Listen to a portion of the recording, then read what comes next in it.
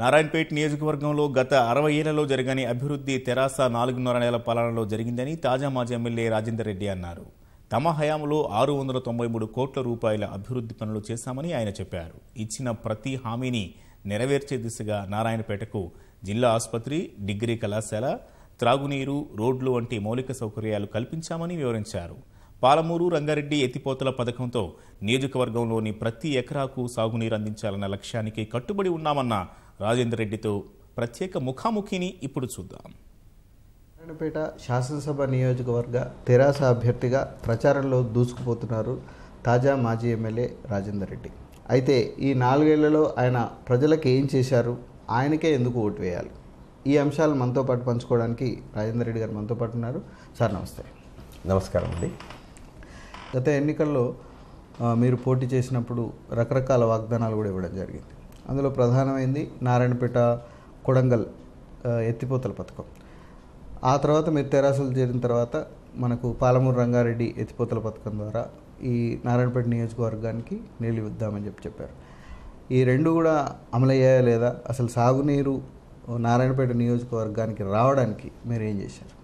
ఇప్పుడు మీరు అన్నారు జీవో 69 కొడంగల్ నారాయణపేట కొడంగల్ ఎత్తిపోతల పథకం. అసలు దానికి ఒక శాంక్టిటీ అనేది లేదు. గవర్నర్ ఉన్నప్పుడు కాంగ్రెస్ గవర్నమెంట్ అయిపోయినాక గవర్నర్ రూల్లో ఒక జీవో తీసుకొని వచ్చారు.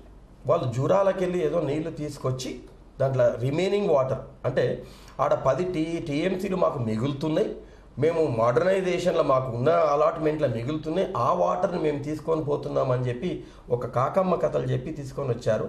ఆడ ఉన్నవే వాళ్ళకి అలా భీమా ఫేజ్ 2లో అలాట్మెంట్ ఉన్నదే 10 టీఎంసీలు. ఇక దీంట్లో వీళ్ళకి మిగిలేది ఏంటి, దీంట్లో 6 టీఎంసీలు మిగిలిచి మేము తీసుకుపోతామని చెప్పారు. దాంట్లో మొత్తం వాటర్ పోయేది కొడంగల్కే. మా నారాయణపేట నియోజకవర్గంలో ఓన్లీ 12,000 ఎకరాలకు మాత్రం నీళ్ళు ఇస్తామని చెప్పి ఒక ప్రపోజల్. అది కూడా కెనాల్ కాదు, మొత్తం పైప్ లైన్. ఇవాళ జూరాల ఉన్న ప్రాజెక్టులకు వాటర్ లేదు. ఎందుకంటే వెరీ స్మాల్ ప్రాజెక్ట్ అది, 9 టీఎంసీల ప్రాజెక్ట్ అది. అది ఒక్కసారి నీళ్లు గుంజితే 2 రోజులు అయిపోతాయి. ఆ పాలమూరు రంగారెడ్డి ఎత్తిపోతల పథకం అని తీసుకొస్తే దాంట్లో ఇవాళ నారాయణపేట నియోజకవర్గానికి మొదటి ఫేజ్లో ఫస్ట్ ఫేజ్లో కర్వేనర్ రిజర్వాయర్ నుంచి మహబూబ్ నగర్ మీదకి వెళ్ళి టన్నల్ తీసుకొని వచ్చి మా నారాయణపేట నియోజకవర్గంలో 92,000 ఎకరాలకు అంటే కోయిలకొండ 100%, నారాయణపేట మండలం 100%, ధనవాడ మండలం 100%, మరికెల్ మండలం 100%. ఇవన్నీ చేస్తూ దామరగిద్ద మండలంలో 6,000, ఎందుకంటే అది చాలా హైట్గా ఉంటుంది, 6,800 ఎకరాలకు అక్కడ నీళ్ళు ఇచ్చుకుంటూ మళ్ళీ నెక్స్ట్ ఫేజ్లో లక్ష్మీదేవిపల్లికి వెళ్ళి వచ్చేటప్పుడు మిగిలిన దామరగిద్ద మండలంకు ఇవ్వాలి అనే ఒక ప్రపోజల్ అప్రూవల్ చేయించి దాన్ని ఇవాళ సర్వే చేయించి మొత్తం రెడీ అయ్యి ఇవాళ టెండర్ దశలో ఉంది. ఇంకొక 1.5 ఇయర్ నుంచి 2 ఇయర్స్ లోపల మొత్తం నారాయణపేట నియోజకవర్గాన్ని కృష్ణా వాటర్ అంటే పాలమూరు రంగారెడ్డి ఎత్తిపోతల పథకంలో మొత్తం తీసుకొచ్చి ప్రతి ఎకరా కూడా నీళ్లు తీసుకొచ్చి రైతుల పాదాలు కడిగేయాలి అనేది మా ఉద్దేశం. జిల్లా ఆసుపత్రి హామీ ఎంతవరకు వచ్చింది? వైద్య రంగంలో మీ నియోజకవర్గంలో చేసిన అభివృద్ధి ఏంటి? ఇక్కడ ఉన్న హాస్పిటల్ ఒక ఏరియా హాస్పిటల్ 100 పడకల ఏరియా హాస్పిటల్ చూడబుద్ధి కాదు. మేము ఎమ్మెల్యే అయినప్పుడు ఈ మన టీఆర్ఎస్ ప్రభుత్వం వచ్చినప్పుడు అక్కడ 30 డెలివరీస్ ఎవ్రీ మంత్ అయ్యేది. ఇవాళ 340, 350 డెలివరీస్ ఇవాళ అవుతున్నాయి. ఆ హాస్పిటల్ను జిల్లా హాస్పిటల్గా కన్వర్ట్ చేసాం, దాన్ని శాంక్షన్ చేయించుకున్నాం.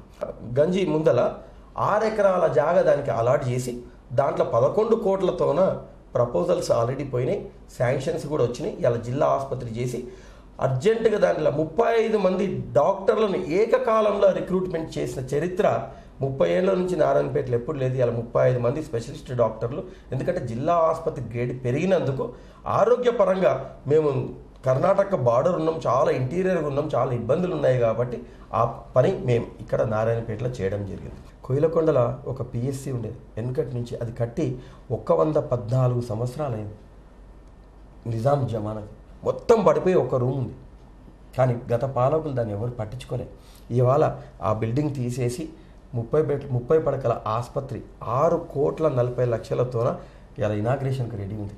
4 ఏళ్లలో రాజేందర్ రెడ్డి నారాయణపేట నియోజకవర్గానికి ఏమీ చేయలేదు, కేవలం జీవోలు కాపీలు అని మాత్రమే ప్రతిపక్షాలు ఆరోపిస్తున్నాయి. ఈ 4 ఏళ్లలో మీరు చేసినటువంటి అభివృద్ధి ఏంటి? ఇలా నేను ఈ ప్రగతి పథం అనేది ఇలా ఒకటి బ్రోచర్ ఇలా రిలీజ్ చేస్తున్నాం మేము. నారాయణపేటలో. దీంట్లో మొత్తం జీవో నెంబర్ కాల్చి ఎంత డబ్బు తీసుకొచ్చాం, ఏం చేసాం, ఏ మండలాలకు ఏం చేసామని కూడా దీంట్లో రాసాం. 693 కోట్ల రూపాయలతోన అభివృద్ధి పనులకు మేము డబ్బు తీసుకొచ్చాం. అంటే ఈ 693 కోట్లు గత 30 సంవత్సరాలు మొత్తం కలిపితే కూడా 693 కోట్లు రాలేదు. గత ఎలక్షన్లో నేను ప్రామిస్ చేసింది ఏంటంటే తాగునీళ్ళు, రోడ్లు, ఇన్ఫ్రాస్ట్రక్చర్ అనేది అసలు ఏం లేదు. రోడ్ వైడనింగ్ చేస్తానని చెప్పాను. 28 కోట్ల 30 లక్షల రూపాయలు రోడ్ వైడనింగ్ తీసుకొచ్చి మొత్తానికి అందరికీ కాంపెన్సేషన్ ఇచ్చి ఇలా రోడ్ వైడనింగ్ స్టార్ట్ అయింది. ఒక degree college, private degree college ఉంటే దాన్ని దాదాపు 20 సంవత్సరాల నుంచి గవర్నమెంట్ పరం చేస్తామని చాలా ఉద్యమాలు చేసినారు. నేను దాన్ని గవర్నమెంట్ చేస్తానని చెప్పాను.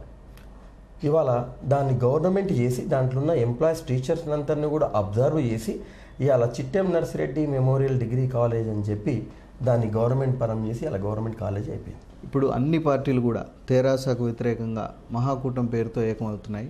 భాజపా కూడా టీఆర్ఎస్నే మీకు లక్ష్యంగా ఎంచుకొని పనిచేస్తుంది. అసలు అంటే ఈ అన్ని పార్టీలకు వ్యతిరేకంగా మన తెరాస అనే విజయం సాధిస్తుందని మీరు ఏ ధీమాతో చెప్తారు? ఏది చెప్పుకోవటానికి లేక ఎవరు గెలవము అనే ఒక ఇదిలో ఇలా మహాకూటమి అని చెప్పి Telugu Desam, Congress, CPI, CPM, Kodandaram party అందరూ కలిసి ఇవాళ ఇంకా కొట్లాడుకుంటున్నారు. సీట్ల కాడనే కొట్లాడుకుంటున్నారు. రేపు ముఖ్యమంత్రికి అయ్యేటప్పుడు ఇంకెంత కొట్లాడుకుంటారో. మా దగ్గర అది లేదు. నారాయణపేట నియోజకవర్గంలో ప్రజలు రాజేందర్ రెడ్డికే ఎందుకు ఓటేయాలి, తెరాసాకే ఎందుకు ఓటేయాలి? ఇన్ని రోజులు ఒక ఎమ్మెల్యే అంటే ఒక సెలబ్రిటీ, ఎప్పుడో కనిపించేవాడు, ఎన్నో కనిపించేవాడు. మీకు అందరికీ తెలుసు, సగానికి ఎక్కువ మంది ఎమ్మెల్యేలు పేకాట క్లబ్లో హైదరాబాద్లో పార్ట్నర్షిప్లు పెట్టుకొని ఆడు ఉండేవాళ్ళు. కానీ ఇవాళ మాకు ఒక గౌరవం ఏంటంటే ఇవాళ ప్రతి ఎమ్మెల్యేను కూడా ప్రజల్లో మమేకం చేసిండు. ప్రతిరోజు 365 రోజులు కూడా ప్రజల్లోనే మమేకమైనాం.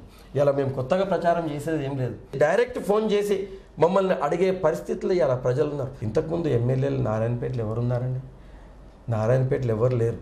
ఇలా వారానికి 5 రోజులు ఇన్నే నారాయణపేట హెడ్ క్వార్టర్లు ఉంటాం. ఇలా నారాయణపేట నియోజకవర్గంలో కానీ ఈ పలాని ఇల్లు ఒక్క సంక్షేమ పథకం కూడా అందలేదు అనే ఇల్లు ఒక్కటి కూడా లేదండి. ఎట్టి పరిస్థితుల్లో కూడా ప్రజలు మాకు ఓటేస్తారు, ఓటు వేయాలి. ఇలా అవసరం ఉంది. తెలంగాణలో మళ్ళా టీఆర్ఎస్ ప్రభుత్వం రావాల్సిన అవసరం ఎంతో ఉంది. ఇది రాజేందర్ రెడ్డి గారు చెప్తున్నటువంటి వివరాలు. ఎట్టి పరిస్థితుల్లోనూ నారాయణపేట నియోజకవర్గంలో తెరాస, రాజేందర్ రెడ్డి ఈ ఇద్దరు చేసినటువంటి అభివృద్ధే తమను గెలిపిస్తుందని ఆయన చెప్తున్నారు. కెమెరామెన్ శ్రీనివాస్తో స్వామి కిరణ్, ఈటీవీ న్యూస్, మహబూబ్ నగర్.